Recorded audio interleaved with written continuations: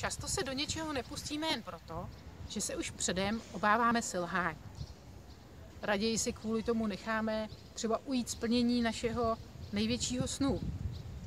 Ale co to vlastně je selhání? Jak se pozná, že člověk selhal? A může vůbec člověk selhat? Já jsem se například pustila do natáčení videí. Samozřejmě zatím videa odpovídají tomu, že jsem začátečník a že se všechno učím za pochodu. Takže někdy zapomenu, co jsem chtěla říct, někdy se třeba přeřeknu, někdy jsem taková strnulejší, než bych si představovala, ale je to selhání? Naopak, já jsem vlastně natáčením videí udělala velký krok ze své aktuální zóny komfortu a já to považuji vlastně za velký úspěch. Uvědomila jsem si, že jsou vlastně jenom dvě možnosti.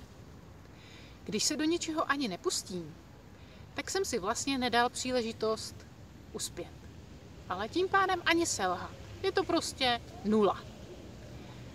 Zatím, protože kdykoliv se můžu rozhodnout jinak. Já jsem taky s natáčením videí začala až teď.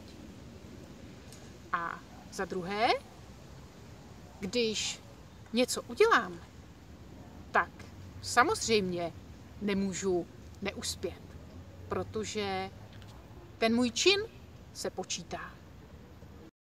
Co z toho vyplývá? Jestliže nikdy vlastně nemůžeme neuspět, tak se vůbec nemusíme bát něco udělat. Takže využijte dnešek k tomu, abyste udělali něco, čeho jste se dosud obávali.